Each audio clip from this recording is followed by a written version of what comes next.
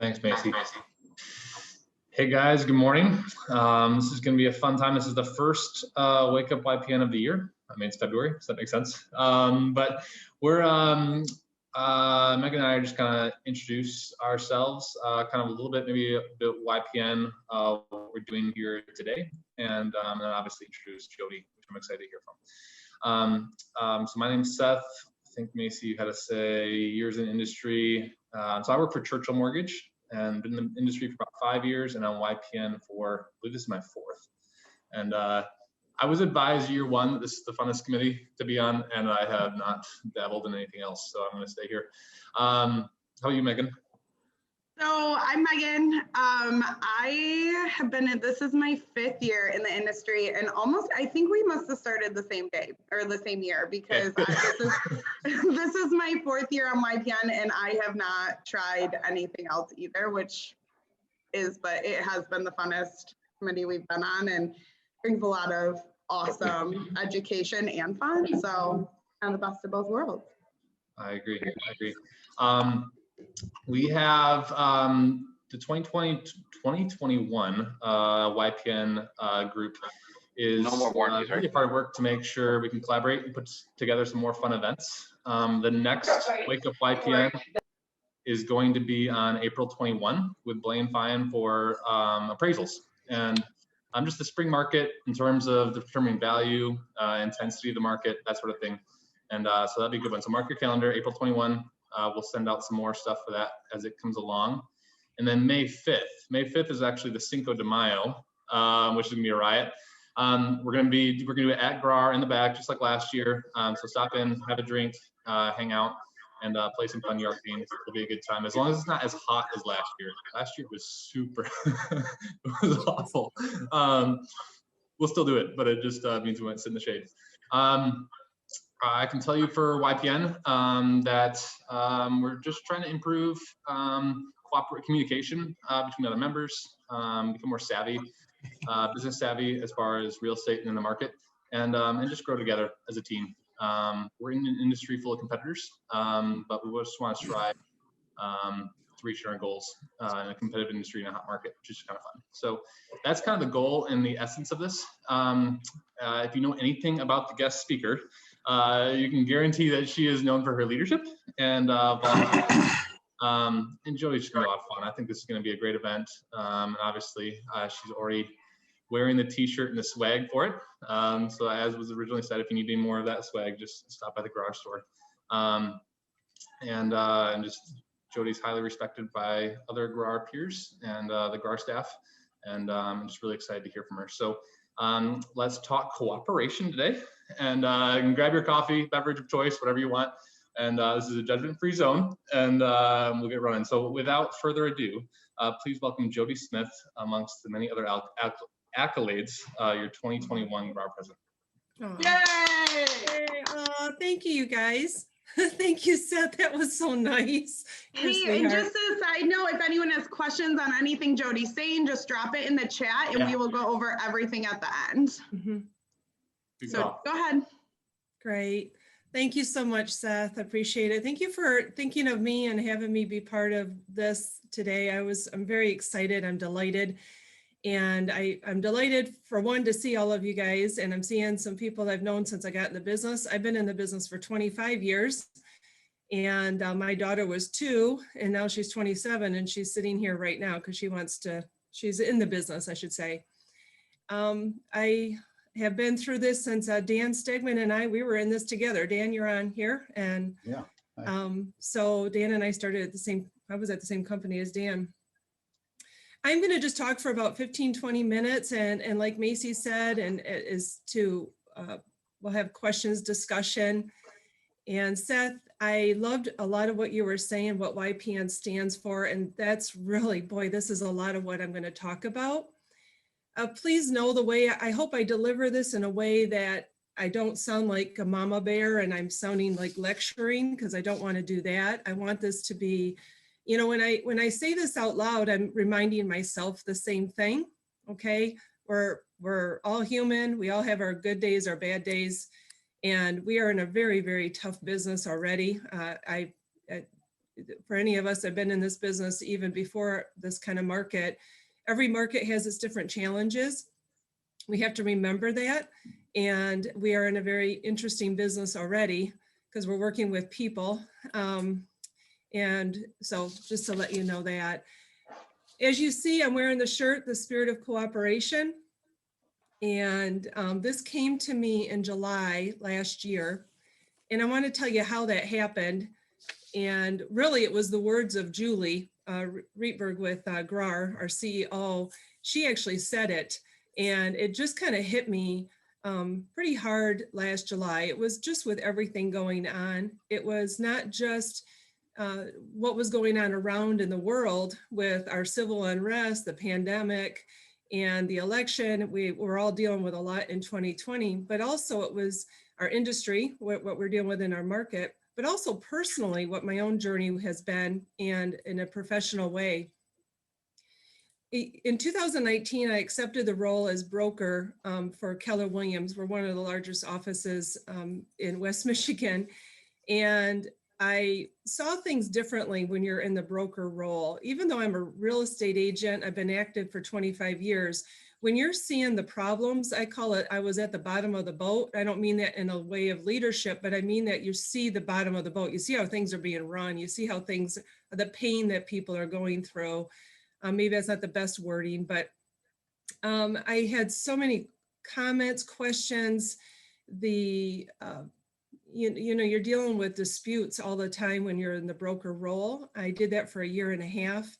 During that same time, Julia got into the business, my daughter, and I'm training my daughter. So now I'm looking at it not only as a role in the leadership of managing or being a broker, but I'm also looking at it as training my daughter in her questions. And so that was my perspective.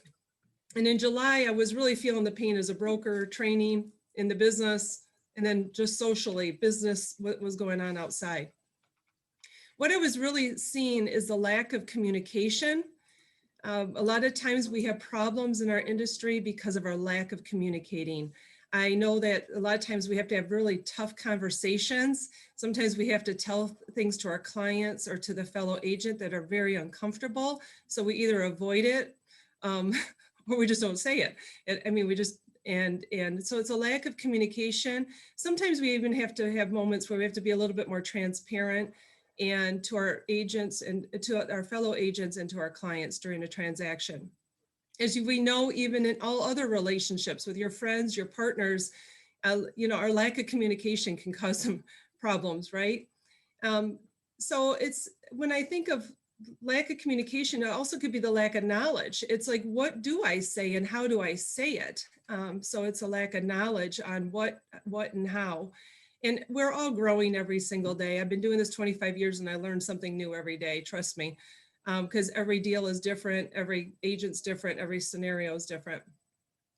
And then is it a lack of education? I don't think there's a lack of education. We're right here, we have this platform right now. We have multiple committees that are providing education. GRAR provides a wonderful weekly mailing.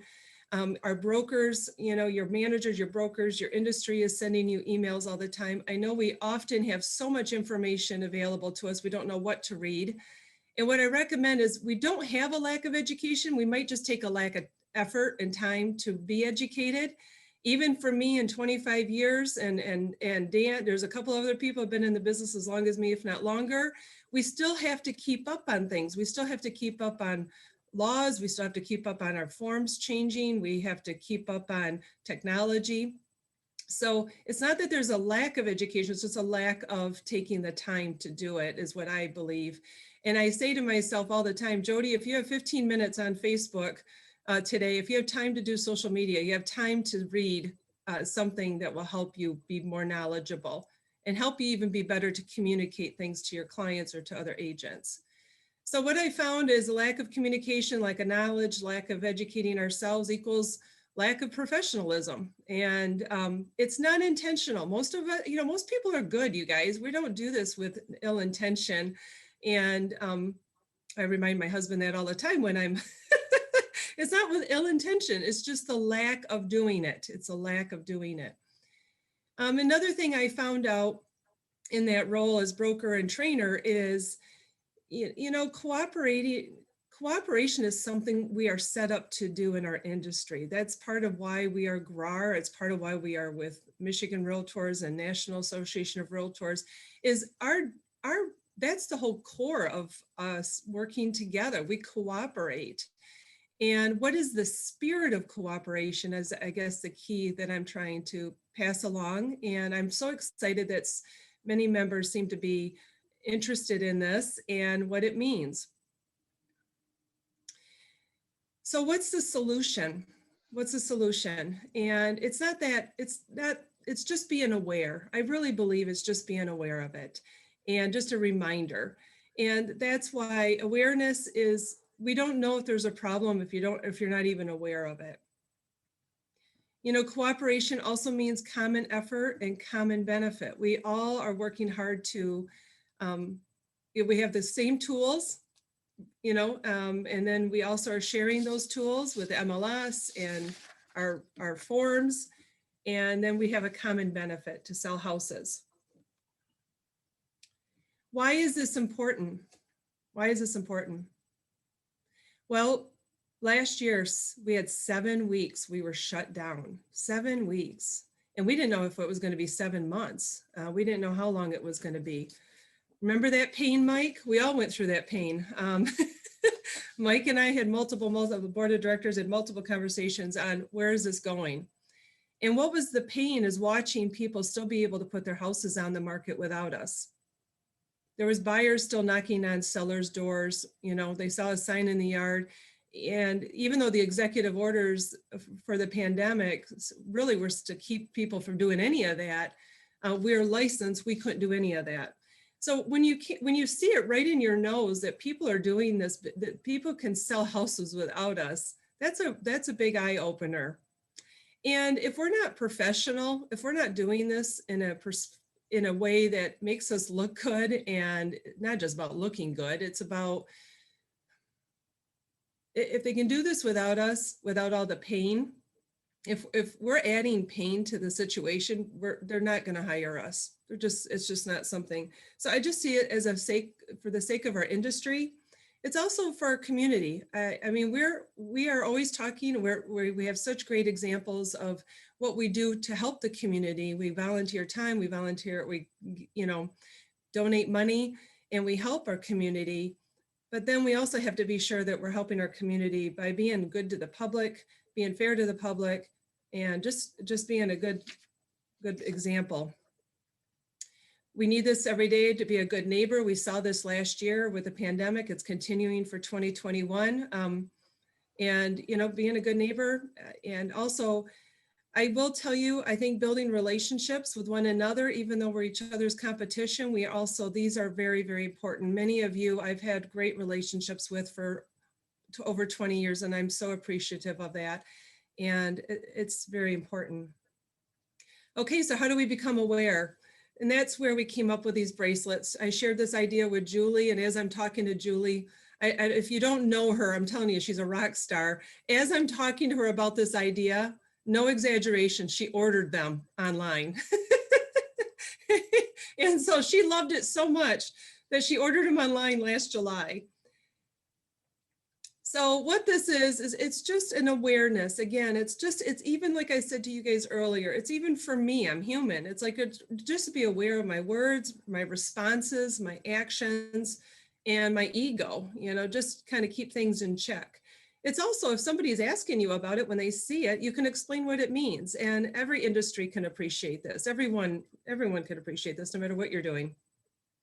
You can pass this along to somebody. I just passed it along to somebody at a title company because I just wanted them to be aware of what we're doing for GRAR and for our industry.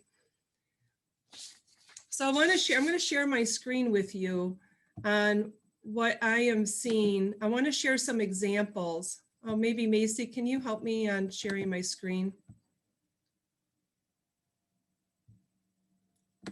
What I did is I took the word spirit.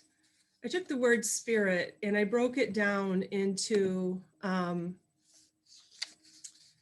you got S is for sharing.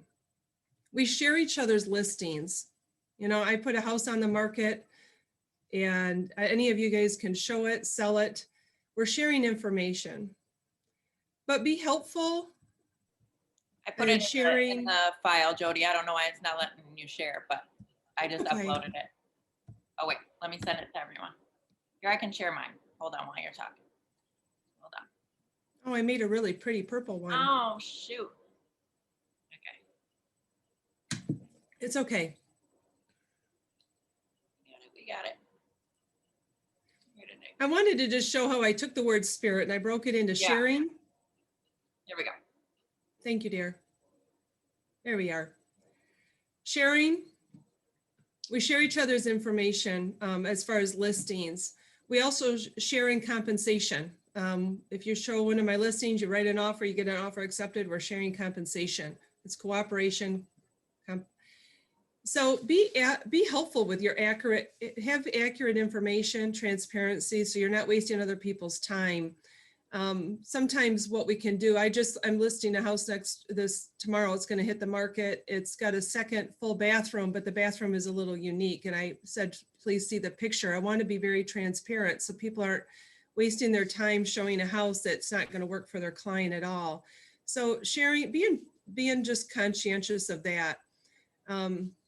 And sometimes we've run into this where we have a third bedroom, but the bedroom doesn't have a closet, so we're not sure if it's a bedroom or not. Be sure to clarify that in the listing comments. So that's just an example of how we share information.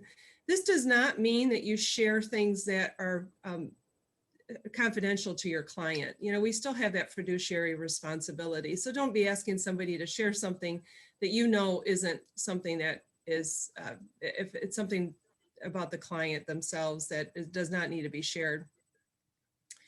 P is professional.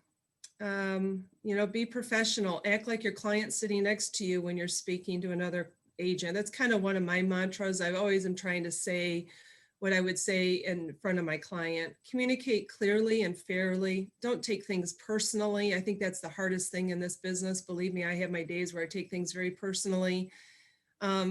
You're being paid to do this, and you're being paid to keep the emotion out of it. Even if your client's in an emotional situation, they're having a stressful time, you have to be sure not to carry on that emotion to the other party or to the other agent. Try to keep the emotion out of it. And an example would be, this is something I ran into myself this past summer.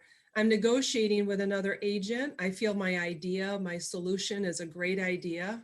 The other party didn't agree, even though I thought it was brilliant. The other party didn't agree. The other agent couldn't, you know, their client didn't agree. And, you know, I was kind of frustrated. I was very frustrated. And, you know, that's my problem. That's not the other party's problem. And the reason I say that is my client was okay with it. My client was okay with it. So why am I getting all emotional and be professional, like that's, and I just read something in a book that I really liked. I just read this last week. It's Stephen Covey. And he said he got it from some other source. We have a moment where we have a situation where we have to answer something, where we have to, we have a decision to make. And then we have this moment to pause before we react. We don't have to react right away. You know, we don't have to respond right away. And I'll talk about that later too in the timing. But, you know, just because sometimes how we react is going to change the situation, right? If we were, and so sometimes I've learned this. My first reaction isn't usually my best reaction. And usually I have to think about it. And that's even the same for answering a question or solving a problem. So professional. I is for integrity. Do things with integrity. Be honest. Don't be misleading. I think that's the biggest thing, being misleading. You know, material facts about a property is important to disclose always. People do better with the truth on the front end than a rude surprise, right? I mean, if there's something that you need to be aware of, I'll give you an example. If you know your buyer's having a hard time with their financing, the lender found something that was a surprise, or the buyer has a concern with jobs, don't let that go till the day of closing or a week before closing to share that information. That's integrity. That's integrity. You have to, it doesn't mean you're killing the deal. It's just, you have to be transparent that's just being a good person. You've got a seller on the other side making life decisions. If it doesn't look like it's going to close on time or it's going to close at all, that's integrity. Another example is if you have a seller, we've all had this, you have a seller that has a house that they've lived in there for 35 years. You're wondering how they're going to get rid of it, or you're afraid that the seller is not going to get rid of everything. Handle that on the front end. Don't wait until it's a problem. Don't wait till the seller gives the keys to the buyer and they've got half their personal belongings and trash in the house. This is integrity. We're paid well to solve these problems before they're problems, before they're real big problems. And so that's integrity. And I'm giving these examples of how they react, how they relate to our industry. Be respectful. Be respectful of others' times, such as deadlines. This is my wish list, guys, by the way, and it probably is a few of the other members as well. Be respectful of, why are deadlines on holidays? I just don't get that. Why is offer deadlines on holidays? I know that we have to work for our clients, and if that's the only way it can be, I guess I'm just kind of curious to be respectful of that. That's respectful of appropriate times on deadlines and showings, offer presentations, following contract deadlines, and exchanging keys and possession. Just be respectful that, just because it's something that works in your agenda doesn't mean it. Here's a great example, and sometimes this happens, where a seller, we tell our sellers, please tell us when you're going to move out. Oh, I'll probably move out a week early. And then suddenly they move out 2 weeks early. I just heard a story where the seller moved out on Christmas Eve and didn't tell anybody until 5 o'clock on Christmas Eve. Now, of course, that's respectful of our sellers or our buyers. Maybe we can teach that too. But, sometimes we just have to remind them that, hey, Christmas Eve is not the best time to be changing utilities and things like that. The last one is in a timely manner. And be conscientious of time. If you have an agent that you're doing a transaction with that, you're not getting a call back, be respectful that even though it's something that's an emergency to you, it might not be that big of a deal. Like if you're trying to find out which trash company they use, that's not something that needs to have attention the same day. Just be conscientious of what needs to be timely manner. I always say the 2 times of emergencies, or not emergencies, but we're at a high with time sensitive, is when you're working with offers and the day before the day of closing. Those are the 2 days those are the 2 times in a transaction that, okay, this is time sensitive. So I hope that helps. That's kind of an example. I want to tell you a story that happened to me. I was working probably about 10 years ago with a beautiful woman named Shannon. And her and I were working on a transaction. It was going very smoothly. I called her. I didn't hear back from her. A couple of days passed. I called her again. I didn't hear back from her. I didn't take it personally or anything, but she did call me. And she said, Jodi, I'm so sorry that I didn't call you sooner. I've had a really bad week. And this beautiful woman found out that she had breast cancer. And I got to tell you, we have to remember this, you guys. We all have different things going on in our lives. We don't have just this one transaction. And just being, that's part of the respect. It's part of just being cooperative and being, I'll tell you, when you're feeling like another agent's really struggling, when you're working on a transaction or a lender, just say, hey, is everything okay? Is there anything I can help you with? Like sometimes we just have to reach out a little bit more and just show some cooperate, just be and so those are just some of my things. That's where the spirit of cooperation comes from. And in summary, I just want to encourage it, teach it. I understand that this sounds like utopia sometimes and almost, but there's so much more to real estate than this, but I just really feel that I just wanted to remind people what our association stands for, what our industry stands for. And that's my spirit, the spirit of cooperation.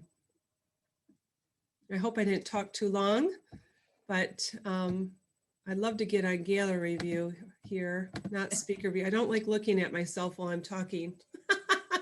That's just really painful, okay, you guys. I'll highlight you or spotlight you. There you go. I know, I appreciate that, but it's just really awkward to look at yourself while you're talking. I'm sure I'm not the only one that, but I was hoping that we could just have a discussion on some examples, some bad stories, good stories, and if there's anything I missed or any questions. I think it's awesome. Like, thanks for kind of diving in, because I think everyone has been on board with the spirit of cooperation and what it means, but I think really diving into what that truly means on your day-to-day is so important.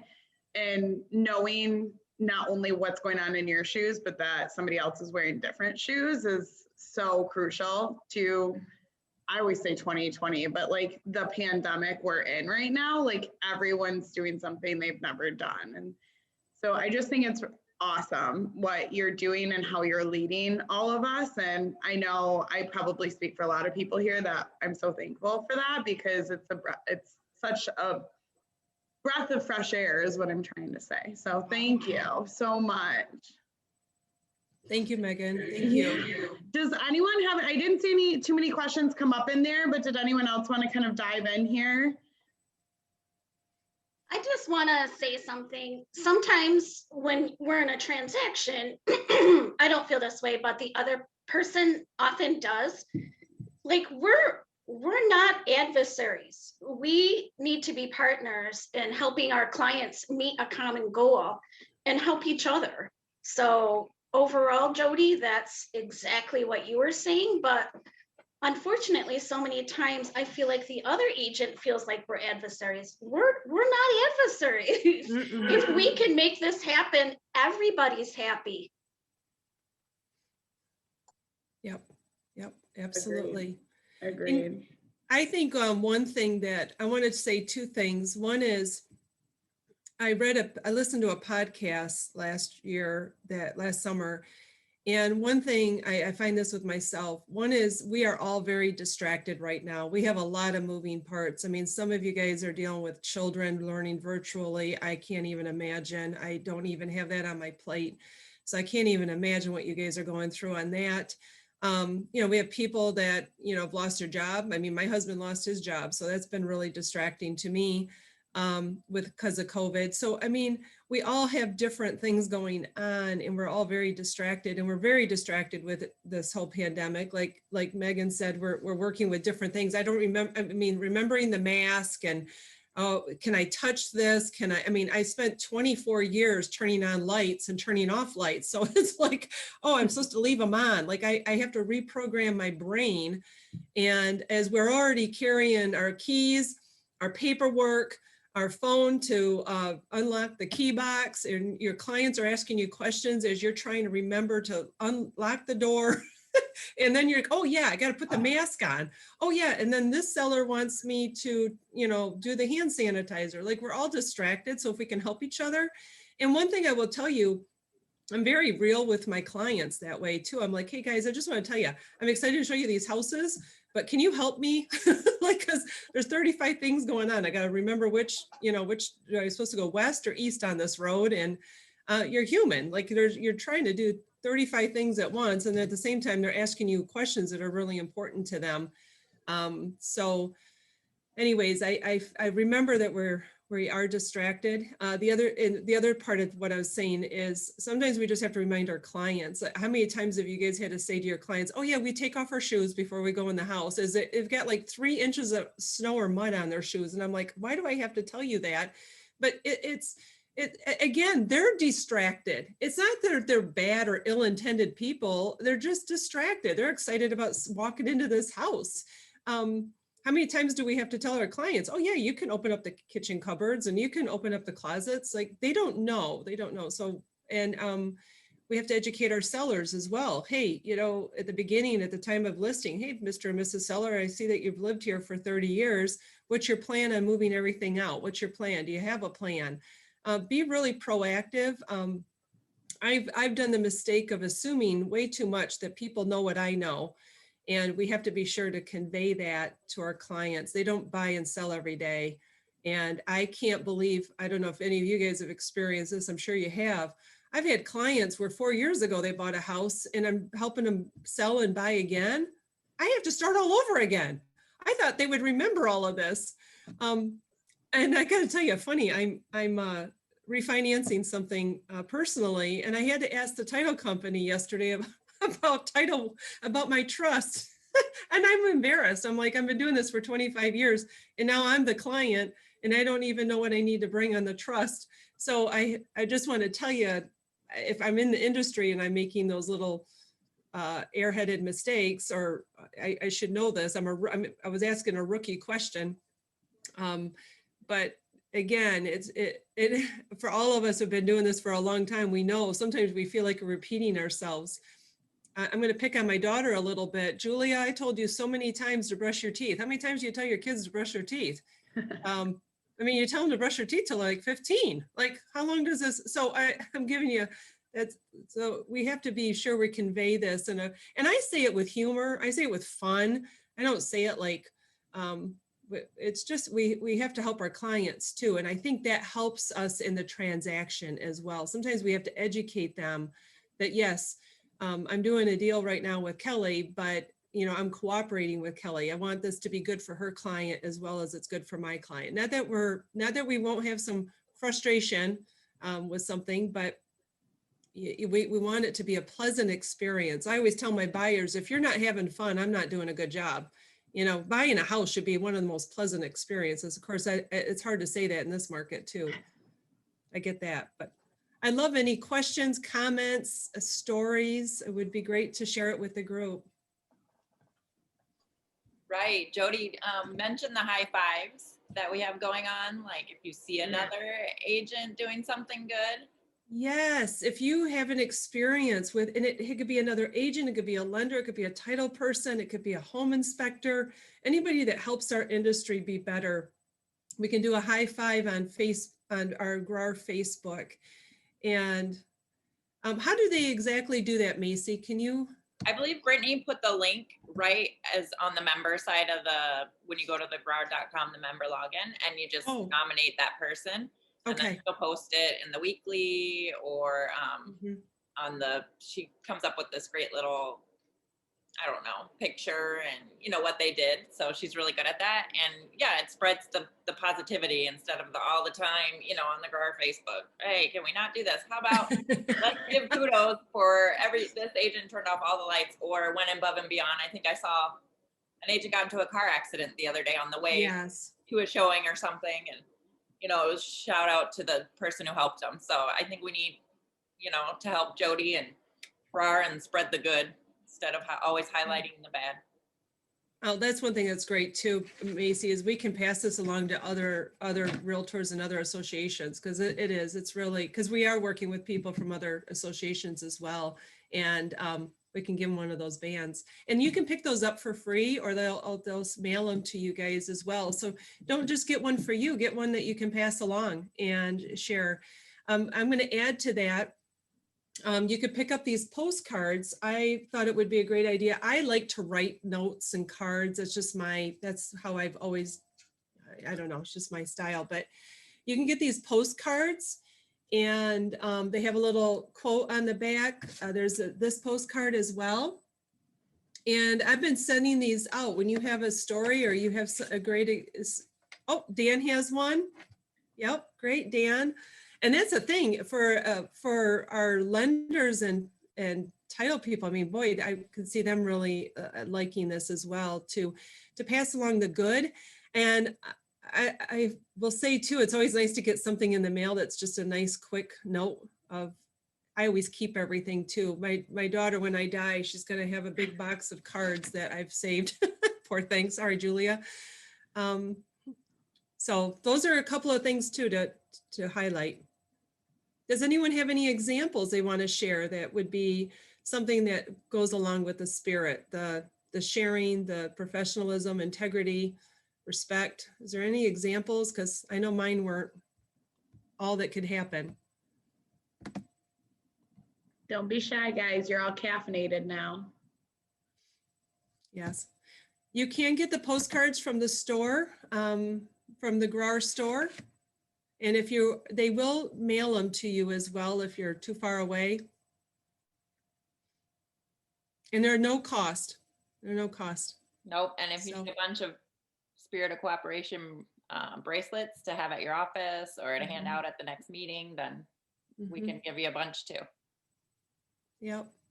I love the postcards, Jodi. Great. That's a wonderful, I didn't realize that they were available, and I write a lot of handwritten notes, and I'll use them. Well, thank you, Linda. Yeah, I appreciate it. You and I both enjoy doing that. It's a nice way to connect with people and to build on that relationship. It might even be somebody you just did a deal with, or maybe it's somebody you couldn't do a deal with. You just appreciated how they handled the multiple offer situation, even though you might not have received it. It's always nice to get some kudos on it. I know that sometimes with our Facebook or even we might hear the negative, the down stories, and I'm not saying they don't exist. I just feel like sometimes it's just people just don't know any better. You know, we're dealing with a very interesting market right now. I feel like you're really teaching something that like I really love, which is like looking for the good, because like if you're out looking for the good, you're gonna find it. Where like I feel like with the pandemic and the way last year went, we were all so focused on the bad. So it's such a awesome quality to have, and I'm really excited to see what everyone does with it this year. Yeah, I am too. Thank you, Megan. I appreciate that. Anyone else? Jodi, I just wanted to jump in a minute and say, just hearing the conversation, there's sort of these two pieces to the Spirit of Cooperation, in that it starts with a certain mindset, and then it's the little things that you do that make all the difference, right? But I don't think you're going to be as capable of doing those little things to cooperate and have the Spirit of Cooperation if it doesn't first start with a certain mindset. And I think that has to start with, part of the reason we focus on the bad is all of the external forces that seem to be playing against us. And that's the world in general, but it's 0.7 months of inventory in the greater Grand Rapids. Like, who is not feeling that on a daily basis in the conversations that you have? And so the antidote to that, I think, is, despite those external forces, to find a way to come from a place of believing in abundance, whether you use gratitude to do that or whatever the case may be, finding a way to just come from a place of abundance and knowing that my success doesn't have to come at anyone else's expense. And I think you have to cultivate that mindset if you're ever going to get to a place of cooperation. This is embarrassing where I heard this, but this is something I heard on TikTok recently. And it was in response to someone's question, what's the greatest thing you've heard in therapy? And it was to judge other people by their intentions and to judge yourself by the effect that you have. And I just think that's super powerful to, in that moment, the intention of the angry agent on the other side is probably to just defend their client, and they want what's best for their client. Their intention is not to be combative with you. On the other side, when we overreact and someone has a negative reaction to us, judge my own behavior by the effect that I had on that other person, not the good intentions I had. And I think that mindset for me has been a big shift in how I help other agents work through problems and work through my own issues. Has to start with mindset. Before then, we can do those little things like respond in a timely manner and all these sorts of things. That is where it actually needs to go. So Thank you, YPN, for this message. It's really good. Jim, I love what you said. It's funny. That's one of the things I was thinking last night. It is two things. It's your own mindset, and sometimes you have to start each day with that kind of that clean slate and just kind of just have that. You got to have the right attitude to get started. And I will say there's times where I just know I'm not in a great mood. There's other things going on in my life. A couple examples I'll tell you that I do. I tell my clients, I don't make decisions right away, and I'm not expecting you to. So if it's something you need to sleep on, I'm absolutely fine with that. And a lot of times when you give that permission to your clients, you're going to get such a better response. And we have to remember that, you guys, like, we're not saving lives. Like, let me give you an example. You know, you get an appraisal. We have appraisal things going on right now. So let's say it's Friday night at 5 o'clock and you hear from the lender, hey, Jodi, I haven't told the buyer yet, but the appraisal came down, you know, we're a little short. Well, can I tell you, at 5 o'clock on Friday night, I'm not even calling my buyer about it. If the lender says, I'm going to let you and the other agent handle this before we, you know, because I want to know, I want to sleep on it. I don't want to ruin my Friday night. I don't need to ruin my buyer's Friday night. I've learned this. My dad taught me this years ago. You don't give somebody a problem without a solution. You are paid very well to have a solution. So you don't call your client or your seller or your buyer, whoever you're representing. You don't dump this problem on them when they can't take any. They certainly can't. We can't take care of it on a Friday night. You know, you make the other agent aware. Let the other agent have an opportunity to talk to their client, you know, and find out what approach they want to take. And then we proceed, right? It's like but it doesn't even have to happen at 5:05. You don't have to deal with it, especially if you're in a place where you're not able to handle it. You've got your hands full, you're showing houses, or you're at happy hour. Like, if you're not in the place, if you're not in the place to manage that or handle it, don't do it. Like, it's not going to change from Friday to Monday. And I see this a lot with it's an interesting thing, you guys. To be in this industry, you have to be hungry and you have to be eager. You got to have, you almost have this crazy personality where you're kind of but you also have to step it back and slow it down and not be part of the problem. And I think a lot of times we get in the way of our own transaction that way. And I've heard that many times in my whole 25 years, that sometimes agents get in the way of the transaction instead of, if you really had the buyer and seller sit together, they would actually probably duke it out just fine.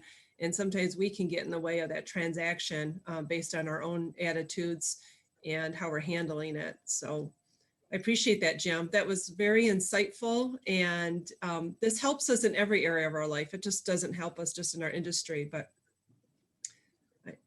I appreciate that. Thank you. Mike Childress, I'm going to call you on the spot. You've got, I don't know if you're there. I'd love to see if he has any thoughts. No, he's not there.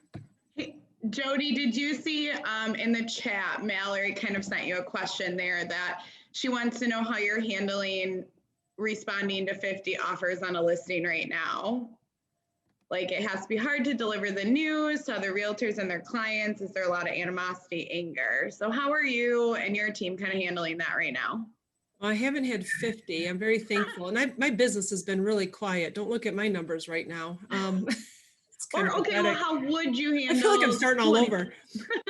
No, I think the most I've had is maybe 7 offers. You know, that's part of how I price a house though, too. Sometimes I price it when I know, if I know it's going to sell for, let's say it's a $200,000 house, and I know it's going to sell for $240,000. Well, why don't I just list it at $220,000 then? I mean, it's just kind of like, you gotta, I always say you got to get rid of the buyers that you just know aren't going to get it. It's just, but as far as answering that question, I try to call everybody, leave them a voicemail. If this particular agent has not communicated to me, this is nothing to do with spirit of cooperation, but it is in the spirit of helping your client. How many times do you get an offer and you never heard from the agent? They just throw it in your email and you're like, wow, you didn't even call me and say, hey, tell me a little bit about your buyer, and tell me, their motivation and if they have any questions about the house. But I do try, I do call, or, if it's depending on the time of if it's 9 o'clock at night, 10 o'clock at night, I might text them and say, please call me if you have any questions. But I think it's important that you do communicate with everybody. I use showing time a lot. I'll send everyone an email and say, I'm doing an offer deadline at noon. I let everyone know I've received offers. I'm reviewing with the seller at 4 o'clock today, or whatever that time is. I will have an answer to you by 6. I try to be very transparent, because I know on the other side, those buyers are chomping at the bit. They wrote the offer on Sunday morning and now it's Monday night. Like, you know, Right. It's like, you got to remember that's that respect issue. It's like, be respectful that people are, and they might have a number 2 house that they really like. And if they want an answer, I don't know if some agents will agree with this, but I've done this. Let's say I've got 50 offers. If 40 of them aren't even in the ball game, I'm going to let them know right away. I let them know right away. I don't make them wait 6 more hours or 1 more day. I'll just say, you're not even in the ball game, you know, and I wait till after the deadline. I wait till after the deadline because everyone knows highest and best. Just say you're not even in the ball game. I'm just going to let you know so you can move on. That's my, I've never had 50 offers, but I had one story where I had 4 very, very good offers. And one offer was just one of those amazing offers. It's like, just let the other agents know as soon as possible. There's no reason for you to wait until after you've shown, you've given that. You don't have to wait to present all 4 offers. You already know the 3, because to me, I find it's respectful to the other agent. I can't tell you how many times the agent goes, Jodi, thank you so much. Thank you so much for not making me wait till 8 o'clock tonight. Thank you so much for making me not wait till noon tomorrow, or whatever it is, whatever that response time is going to be for my client. They need to move on. And I think that really helps. It just makes us look better too. I think you're showing respect to the other party and the other client, that person's buyer.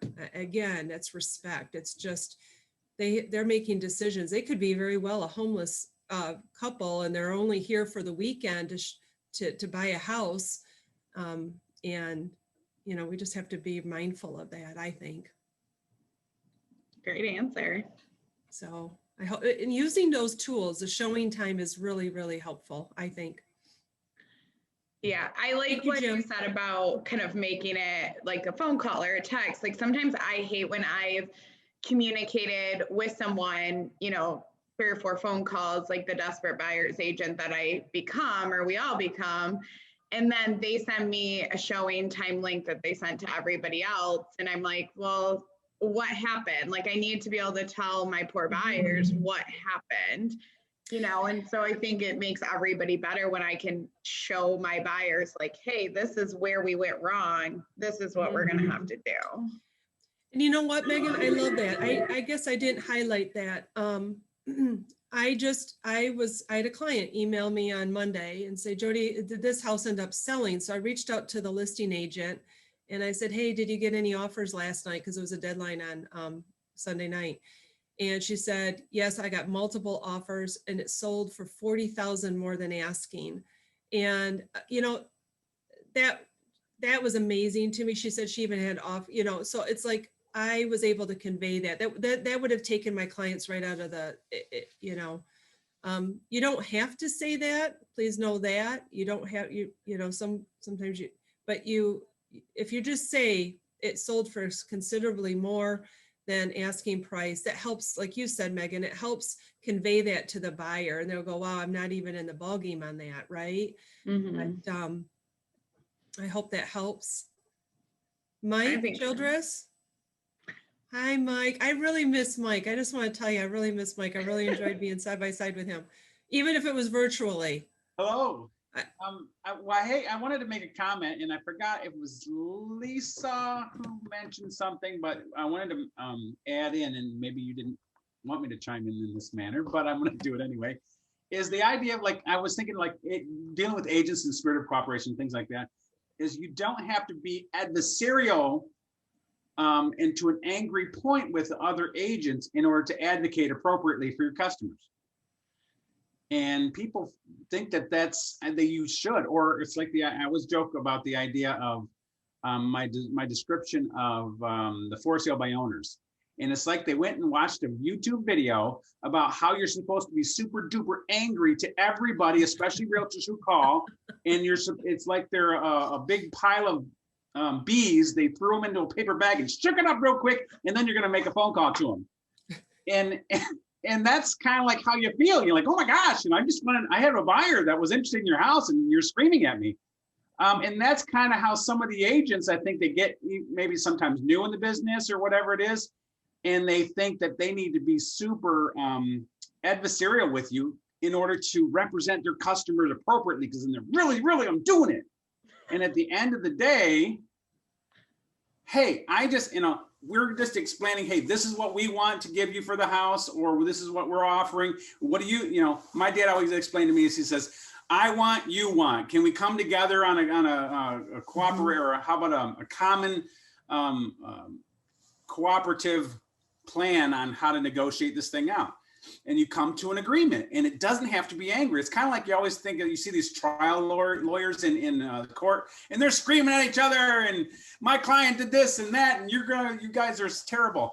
And at the end of the day, and they're like, oh, that was great, you did a great job, and they go out and have lunch together because they get it. They respect each other outside the courtroom, and then we do as well. If you can respect him, and I respect all of you guys, you all have done a great job. And what's cool about it is the people on this that are actually wanting to learn more and get to know other people and do other things like that, they already have that fun spirit of cooperation, so they don't have those funny adversarial things, but learning that. And I like to, whether agents, some of them get sick of doing real estate transactions with me, because I'm always like, well, hey, can I help you? Can I coach you? I always want to help the other agent out, even if they're working on another, for another company. I'm like, but I can help you. Have you ever considered writing your offer like this? Maybe you missed this one. I'm always doing that because I want to help them. I want us all to come together, and I want my transaction to close. And hey, guess what? At the same time, I did get my customer what they wanted. Mm-hmm. Mike, I love what, yeah. Mike is a great coach. I always tell him he should have been a coach, because he is so good. You are so good at just, you pump people up, and you're teaching all the time. He's teaching all the time. And that's something I said at the beginning, even when we've been doing this a long time, we are always still learning. We're dealing with a different market right now. And one of my old brokers said, every market has its challenges, and you have to remember that. And we have to be excited. I think West Michigan is so exciting what we have going on here. And I think let's just show off our community by being the best we can be, not only in our community, but in our industry. So I really hope that happens here. I love seeing everybody. This is wonderful. And I appreciate you guys taking the time to listen to what I have to say. And I wish we could do this in person, of course, because I love the end of the year, right? Maybe the end of the year. Yeah, because I love giving hugs. I told Mike, when we open up, I'm going to lick him. You guys seen that thing going around? It's like, check on the huggers. Like, check on your huggers. We're not okay. Oh, you guys, this has been hard. It's been really, really hard. But just remember, everyone is going through this. Everyone is having a hard time. And Mike, what I loved what you said is sometimes we have difficult clients. So let's talk about that for a minute. Sometimes we just have really challenging clients. And depending on your relationship with the other agent, we all have to, and some people might disagree with me, and I appreciate it. I'm fine with that too. It's like, I might just say, hey, listen, I've got a seller that's really a numbers person, and they're just looking at the numbers. And, it's okay to say things like that. You don't say that they're going through a divorce. You don't say things that you shouldn't be saying that is private and important to the client. But Hank and I had an interesting sale. I don't know if Hank is still on the call here, but Hank and I had one, and I found out after closing and after possession that his clients were the most challenging clients ever. He said he almost quit the business because of them. And I want to tell you, he handled it like they were not the most difficult client. I give him a lot of kudos for that.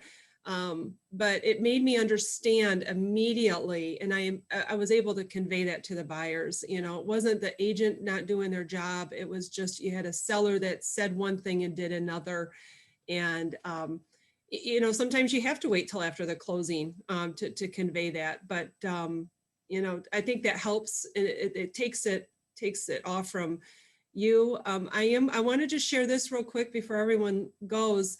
I am doing Jodi's Toolbox once a month in the weekly newsletter. So take a look. I want you to know everyone should read the weekly newsletter. There's some really good information in there. I've always read it. I don't even know how can you not read it? But once a month, and this for February, you're going to appreciate that. I've got another one that really touches upon this, and it's about being sure what you have to hold on to and what you need to share. And so I just wanted to bring that up as well. And thank you. Thank you. I just want to close out and say, first off, thanks to everybody who came, that you guys have kind of participated in the chat, asked questions to Jodi. Like, these things, I know it's burnout. I know we're tired of it, but this is the best way to get this knowledge and tools that Jodi shared with us. And so on behalf of YPN, I'm super thankful and so thankful for you, Jodi. Like, so thankful you came and you shared your knowledge with us. And we're so excited to move forward, and I hope everyone enjoys the sun and the super cold today, but I hope you guys have an awesome rest of your day. Thank you, Megan. Thank you, Jodi. Thank you. Thank you, everyone. Thank you, everybody. Really appreciate all of you. So thank you so much. Hope to see you or soon. We will. All right. Thank you, Jodi. Bye, guys. Have a good day. Bye. Bye-bye.